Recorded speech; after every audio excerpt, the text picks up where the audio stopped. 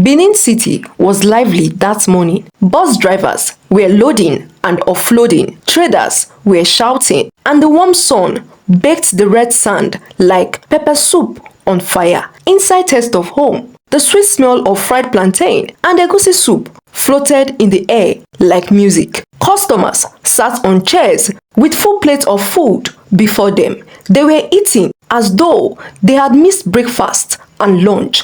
Workers moved around with smiling faces, taking orders and serving food. Some people didn't come to the restaurant because they were hungry. They came because of Adessa, the owner of the restaurant. She was a 32-year-old woman with full hips and a presence that could calm any storm. Her smile was the kind that made anyone trust her. People called her Madame Adessa. She had built her restaurant from scratch, not with family inheritance, but pure hustle.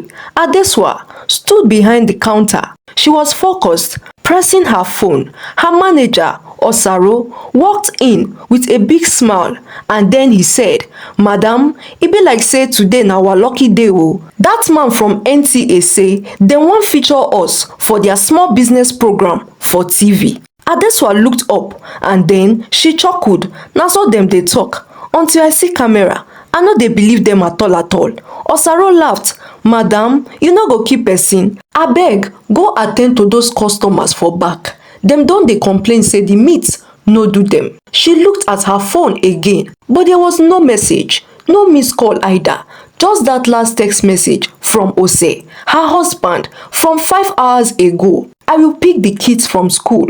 Ose had promised to pick the children earlier in the day. However, Adessa's fingers paused over her screen. Something felt off. She shook her head. Maybe he was just caught up in traffic again. She had called 3 times already, but there was no response. Ose was always busy. It was from one business meeting to quick trips and then late nights. But still, she defended him in front of anyone who dared question his character. Ose is a good man, she would say. She didn't know that it wasn't his business that was keeping him away from the family, nor traffic, but it was her twin sister, Itoha. Itoha was the twin everyone used to describe as the shy one, the one who never had a boyfriend. She always smiled beside her twin sister. She supported Adessa in the open for everyone to see. But there was one thing Adessa didn't know.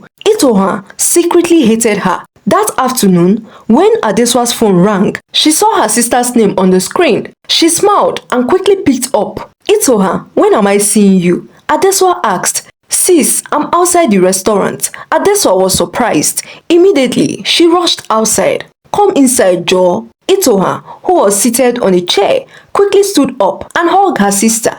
They hugged like sisters who had genuinely missed each other. But Itoha wanted everything Adessa had. The restaurant, Adessa's husband, and even the children. "You didn't tell me you were coming to town." "Haba, sis, I miss you and the kids," Itoha quickly replied. "We miss you too, Jare. Anyways, you will follow me to the house now. The children will be so happy to see you." The ladies sat and talked like old times. Adessa talked about her kids, Esosa and Imade, about the new suppliers that was giving her wahala, and then about her plans to open another restaurant in Uromi. Itoha listened. She nodded. Then she smiled. "Sis, I am so happy for you. See as your life just sweet." She continued. "Sis, I raise cap for you, honestly. Only you marriage, children, and this big restaurant. You are a woman king, oh. I swear, you do all this without help." Adessa smiled,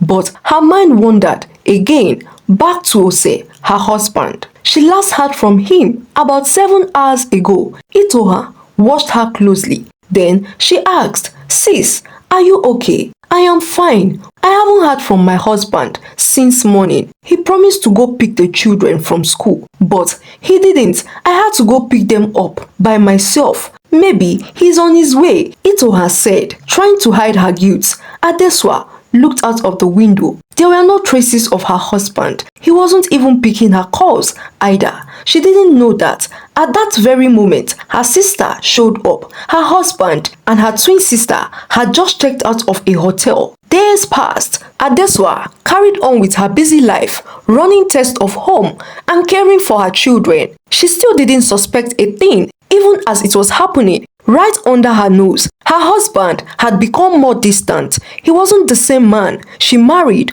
over the years. He was always busy for her and the children. For Adessa, she kept making excuses for him. She believed it was the stress of running his own business. Little did she know that her husband was having an affair with her own twin sister. That was the reason for their constant issues.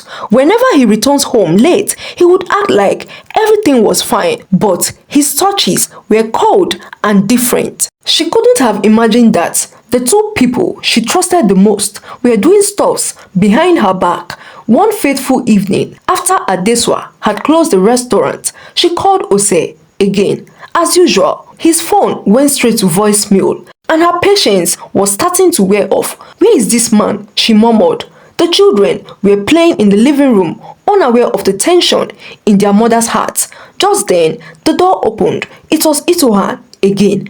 "Are you still waiting for Ose?" she asked, stepping inside with a soft smile. Adessa nodded. Yes, the familiar warmth in Itohan's presence made her feel better.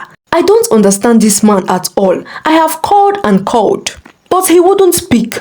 Do you think something bad must have happened to him?" Adessa asked. "You worry too much. I am sure he is fine. Relax. Men will always be men. You just relax." Adessa forced a smile. Deep down, she wasn't herself. She was beginning to get exhausted. Everything seemed to be falling apart these days. One cozy evening, after a long day at the restaurant, Adessa decided to go to bed early. She needed that rest, but just like most nights, she was going to be spending the night alone. Ose was nowhere to be found. She couldn't understand why a man would treat his wife this way. She couldn't tell if she had a hand in her husband's behavior.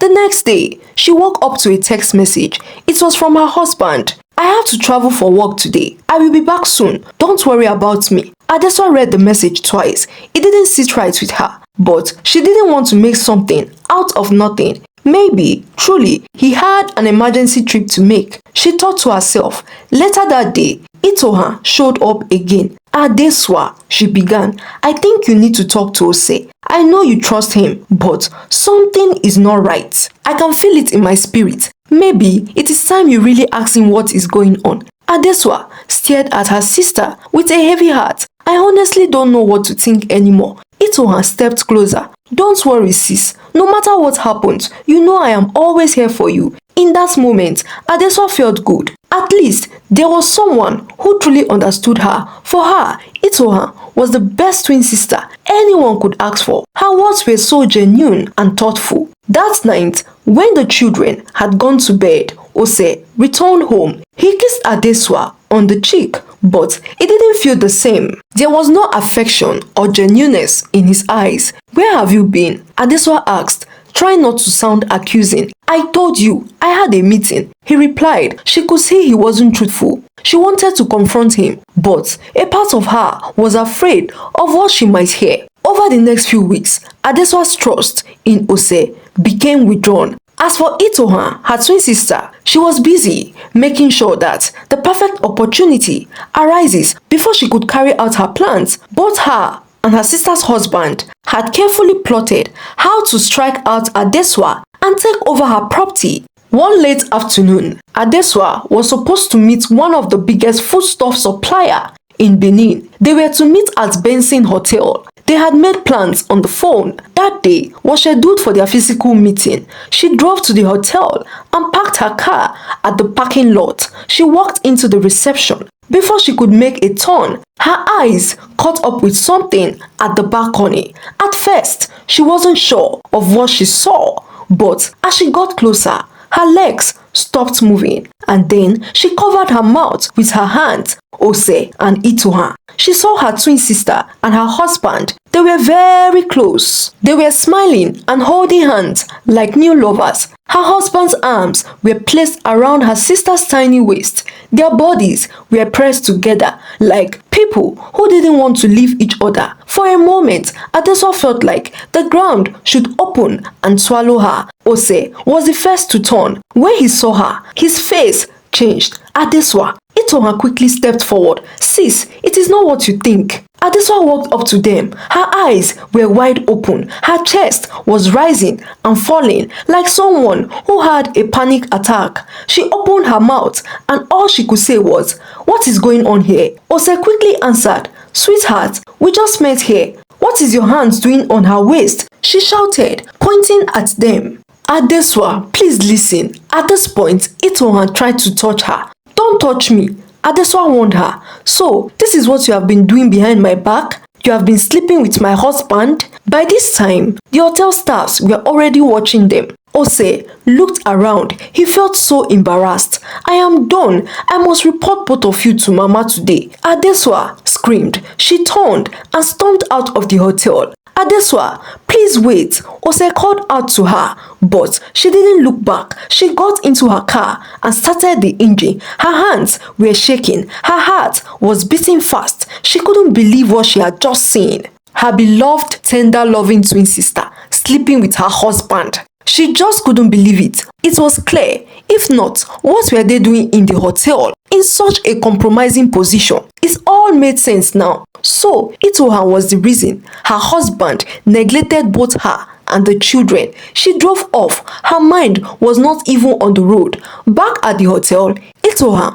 was pacing. "She's going to tell Mama. What are we going to do?" She continued. "If Mama hears this, our plans will scatter. She will kill me." Ose was also confused but more embarrassed at the drama that had just happened. "What are we going to do now?" Ose asked. Itohan stared at him. "We can't let her reach Mama's house, oh. We must stop her by all means." Ose was silent. Minutes later, they were both in his car. They followed Adessa, but they stayed far behind her. As Adessa reached the road leading to her mother's house, her car slowed down. That was when Ose drove with speed and boom, he knocked her off. Just as they had planned, they hit Adessa's car so hard that the crash shook the road. Adessa's car spun twice and hit a tree. Her head slammed against the wheel and there were glasses all over the road. Ose and Itohan didn't even check if Adessa survived it. Immediately the deed was done, Ose reversed his car and zoomed off. It was around 6 p.m. when the ambulance arrived at the hospital. Two men had found Adessa by the roadside. Her face was covered with broken glasses. Her phone was covered with blood as well. One of the men kept shouting, "She's not moving, oh, somebody help." The nurses quickly rushed out with a stretcher. They pushed her inside the emergency room, and the doctor on duty came in almost immediately. She hit her head hard. The doctor said as he checked her pulse, "Please get me the oxygen mask quickly." Her face was unrecognizable. Her body was cold, but her finger moved slightly. "She's still alive," the nurse said. Later that night, Adessa's mother had just finished cooking dinner when her phone rang. The call was from a strange number. "Hello," she answered. "Are you the mother of Adessa?" "Yes, who is this?" "This is City Central Hospital, Benin. Your daughter was rushed here after a fatal accident." The phone almost dropped from Mama's hand. "Accident? What accident?" Mama asked. "Please, come quickly to the hospital," the caller said. Mama didn't even wear her slippers properly. She screamed for her neighbor, "Mama Mary, Iya Mary, I am going to the City Central Hospital. My daughter had an accident." When Mama arrived at the hospital, they took her to the waiting area. On seeing her, a nurse quickly came out. "Are you Adessa's mother?" "Yes, how is she?" "Please talk to me. How is my daughter?" "She's in coma at the moment." Adessa's mother froze. "What do you mean by coma?" "Madam, I am sorry, but it is severe. She's lost too much blood, but our doctors are doing their best to keep her alive." On hearing those words from the nurse's mouth, tears gathered in Mama's eyes. She sat on the floor and held her chest. "Nurse, please save my daughter. I am begging you. I don't want to lose my child." Inside the emergency room, Adessa was lying still. Tubes were connected to her body and she was fighting to be alive. When Ose and Itoha got to the hotel room, he paced the room like a madman. Itoha sat on the edge of the bed, her face looking satisfied with a bit of fear. She saw everything. Ose whispered, "We did it to save us," Itoha quickly corrected. "After all, it was an accident. Honey, I don't want us to feel guilty. Adessa deserved all she got. Even if she's alive, she won't remember anything." After a long conversation, Itoha stood up and walked to the mirror. She wiped her face and applied a little lipstick with a subtle smile on her face. "We are twins after all. Same face, same voice, and same body. Let them believe I am the one who had the accident." Ose's eyes widened in shock. "Babe, what are you up to?" he asked. "I will act as though I am Adessa. I will move in with you and take her place as we have always wanted. I will raise her children and I will run her restaurants as well. We are going to be man and wife." After they had hatched their plans, Itoha poured a glass of wine for the both of them and they had a toast to this new arrangement.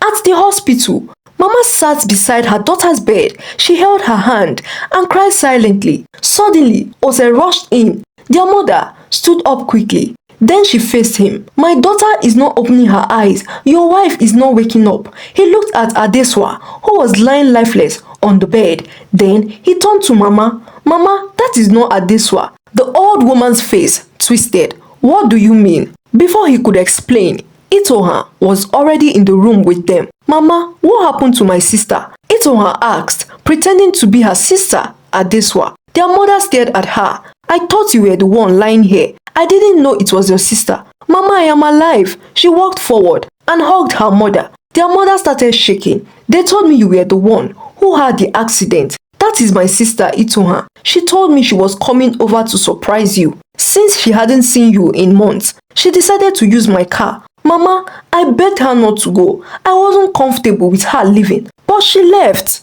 "I blame myself, Mama." Itoha pretended as though she was about to cry. Their mother pulled back in confusion. Ose came closer. "Mama, please take heart. We will make sure she gets the right treatment." Their mother looked back. Her head was spinning. She slowly sank into the chair. She knew the girls were identical twins, but all this while, she felt she was seated in the hospital, nursing Adessa back to health. She didn't allow that confusion becloud her mind as both girls meant the world to her. A week later, Itoha returned home pretending to be Adessa. She had gone back home to look after the children. She had told their father to lie to them that she was at the hospital with their aunt who had an accident. What the children didn't know was it was their mother who was in the hospital battling for her life. When she returned home, the children ran to hug her. "Mommy Oyoyo," Esosa and Imade sang in chorus. Itoha smiled. Deep in her heart, she was shaky. She didn't want to get caught. The children did not notice anything strange. She used the same perfume as Adessa. She wore Adessa's apron. She even knew how to cook, just like her sister. Meanwhile, at the restaurant, Osaro stood as he saw his madam. "Madam, hope you are fine," he asked. She smiled. "Yes, I am fine. I needed to stay at the hospital with Itoha, but I am fully back to work now." Itoha walked straight to the kitchen. She gave orders, just like her sister would. The workers carried out their duties as usual. By the end of the week, everything was running just like before. What no one knew was that the real Adessa was still fighting for her life in a hospital bed.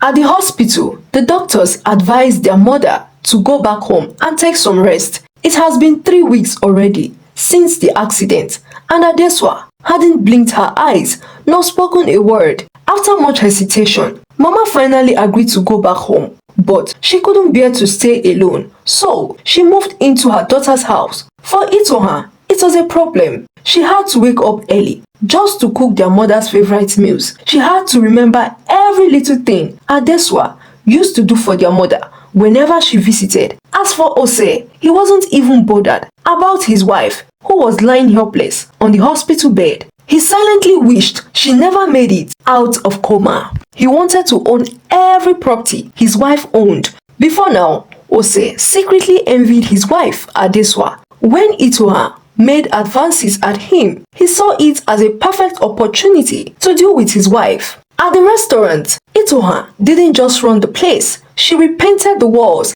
added a few delicacies to the menu. Customers trooped in and out of the restaurant with joy on their faces and toothpicks in their mouth. One evening, Itoha sat at the backyard. She watched people laugh and eat. Then she whispered to herself, finally, everything that should have been mine is finally mine. Delay is indeed not denial. However, behind the restaurant counter, Osaro, the restaurant manager, was watching. Over the years, he had built a solid relationship with his madam. He knew something was different. He knew his madam so well that he began to doubt the woman in the restaurant. As the days went by, the restaurant looked exactly the same. But one thing had changed. Behind the counters now stood Itoha instead of Adessa. She was confident. She moved through the restaurant like she owned it. She was once the twin sister who had once smiled,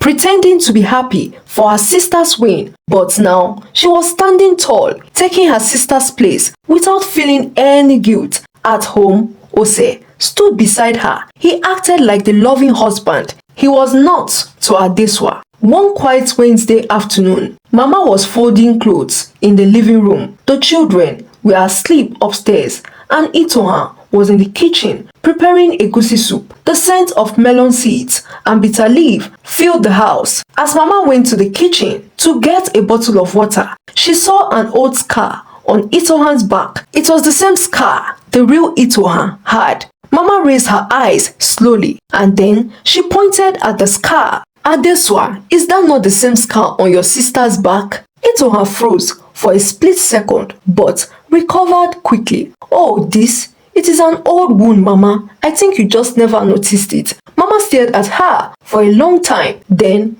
gave a nod. Okay, if you say so then. Their mother did not suspect anything. Inasmuch as Itoha wanted her twin sister's life, she was beginning to get tired of her nosy mother. At the city central hospital, everything was quiet. The only sound heard was the slow beeping of the machine beside Adessa's bed. Her eyes blinked open slowly. The lights were too bright. Her head was heavy and her body was even weaker. She tried to speak, but her mouth was too dry. A nurse walked in and shouted, "Doctor, doctor, she's awake." As the doctor and nurse rushed in, they quickly checked her pulse. The doctor assured her that everything will be fine. Adessa tried to open her mouth again, but she couldn't say a word. An hour later, the hospital had contacted her mother. When Mama arrived at the hospital, she was shocked to see Adessa awake. She was so excited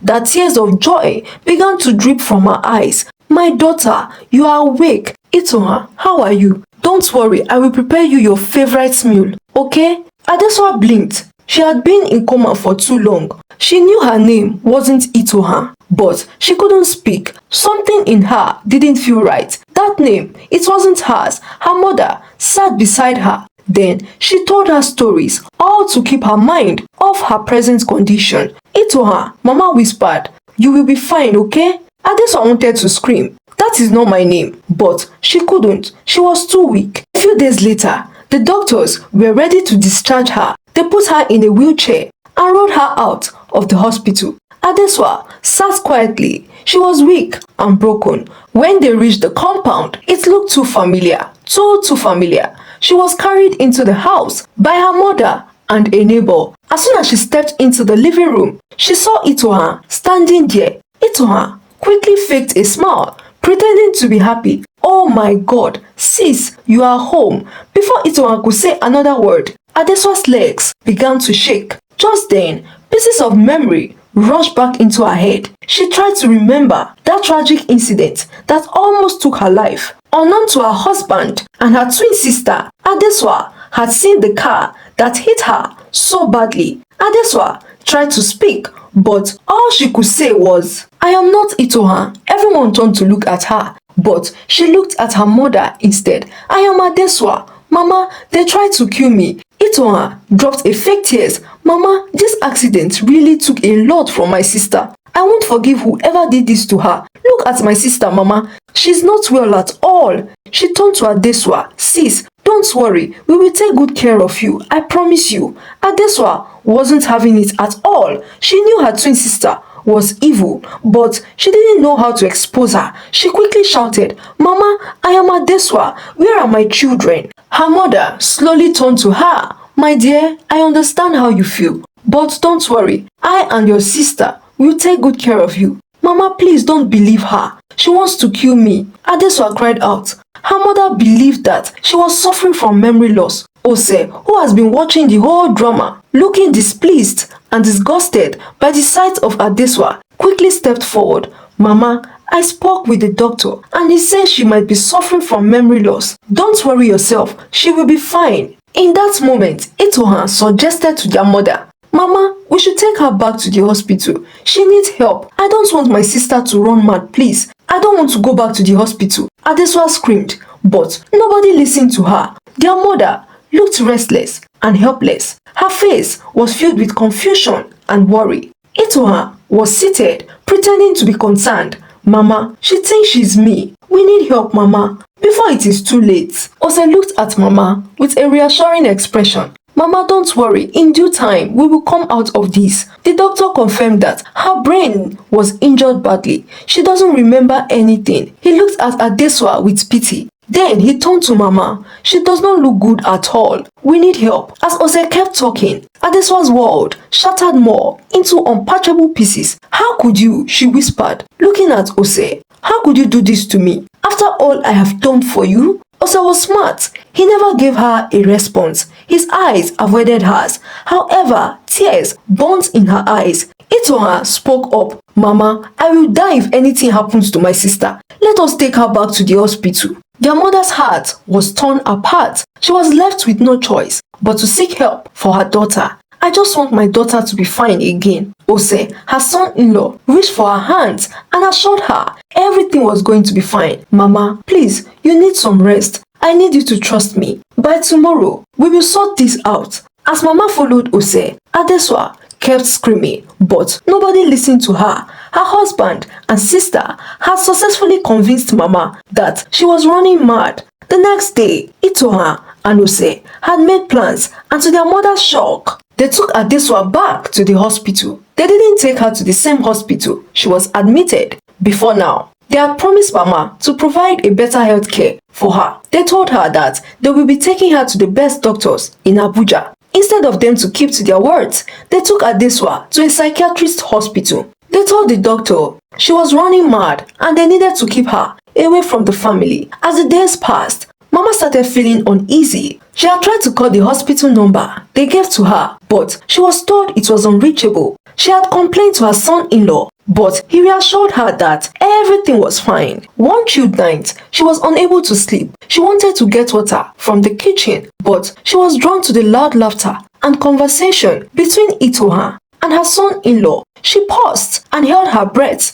in the air. Babe, I didn't know you could come up with such a brilliant plan. Finally, we have gotten rid of that Adeswa for good, Itoha said as she laughed out loud without even considering those who were fast asleep. Ose, who was sipping a bottle of water, quickly added, Babe, you know it wasn't easy convincing those doctors. Now they all think she's a mad woman. But I pity Mama Sha, poor woman. If only she knew we threw her precious daughter into Orororo Psychiatric Hospital. Ose and Itoha kept on talking and talking without giving each other a break. She is doomed for life. Everything she has ever worked for will be ours, Itoha said sharply. Mama's heart skipped in fear. She didn't need to hear more to know what was going on. The words from Ose and Itoha's mouth hit her so hard like a thunder slap. She had to stop this madness before it is too late. She thought to herself she wanted to rush into the kitchen and give both of them 30 slaps, but she held herself together. Just as she was about to run out at the middle of the night,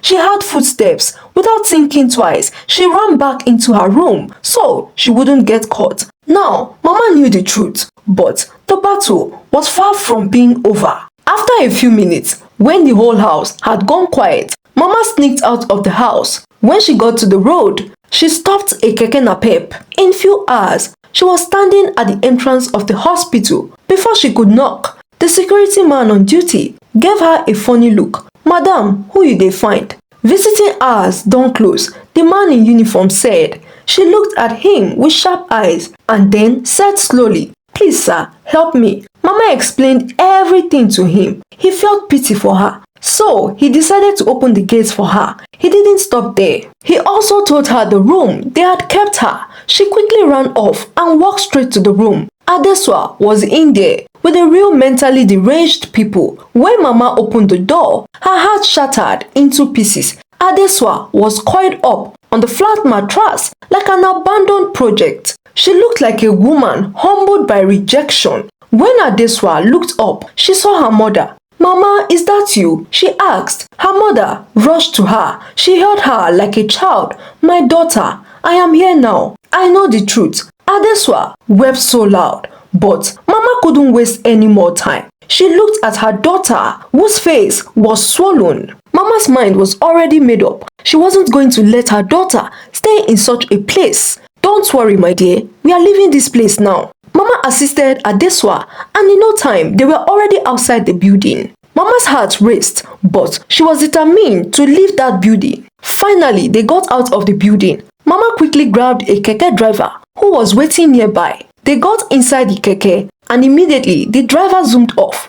Adessa leaned against her mother, looking exhausted. Her mother didn't want to take chances, so she took her to her own house, the same house she had grown up with her twin sister. As soon as the door shut behind them, Adessa slumped onto a sofa. However, there was a growing sense of clarity that came with each passing day. The warmth of her mother's home, the familiar smell of cooking spices that lingered in the air, it brought a strange comfort she hadn't felt in a long time.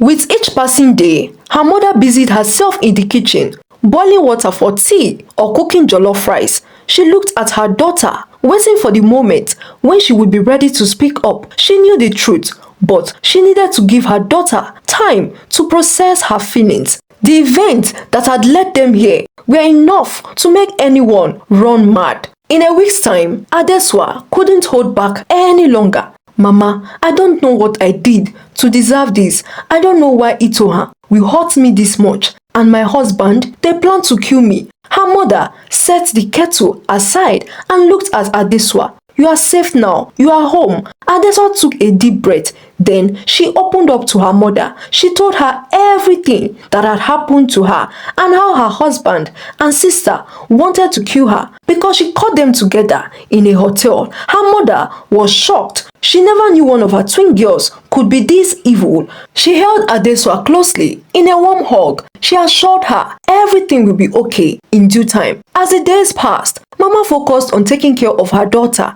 She gave her food, water, and ensured she had a good rest. And with the help of her mother, Adessa started getting herself again. Soon, Mama knew it was time to confront Itoha and her so-called son-in-law. On a Saturday afternoon, she had invited them over. She didn't tell them the reason for their visit. When they arrived, Mama was sitting in her small living room. Her face was shining as though she had applied groundnut oil. She was ready to face Itoha and Ose. She wanted them to know they must face the consequences of their wickedness. That day, they had come with food items and livestock, just as Adessa will do. Mama didn't want to beat around the bush. She went straight to the business of the day. "You two thought no one would find out what you did?" Itoha and Ose both looked confused and shocked. "Mama, what have we done wrong? So you can betray your own sister, Itoha?" Mama said. Her voice was heavy with anger. "And you, Ose, you almost killed your wife. For what exactly?" Itoha quickly looked away from her mother. Ose, on the other hand, tried to stay calm, but he was feeling the heat from the well-ventilated living room. By now, Itoha knew she couldn't look at her mother's face and lie. "Mama, I didn't mean for it to end like this." I was jealous of her. She had everything I wanted. She had a successful business, children, and even a husband. And myself, I couldn't even get one boyfriend. Mama, I was tired of being her shadows. I wanted to test the life she was living. Itoha broke down in tears. She quickly buried her face in her hands. Ose, who had been silent, quickly stood up. He looked like he was about to faint. Mama, I didn't do anything. Mama wasn't a fool. She went straight to him and gave him a dirty slap. I gave you one of my daughters to marry. You decided to take the second one as bonus. Ose's face flushed with shame. Just in time, the door to Mama's bedroom opened slowly. Immediately, the sitting room went cold as all eyes turned to Adessa. She sat down quietly without creating any more drama. On seeing Adessa's behavior, Itoha started sweating like a Christmas goat. Her knees buckled and she collapsed to the floor, crying, "Please, I am sorry. Please forgive me." For the first time, Adessa opened her mouth. "You wanted everything I had, right? But you forget something. What is not yours will never be yours." Ose stood there frozen. His hands were shaking in discomfort. "Baby, please, you must believe me. Your sister put me up to this.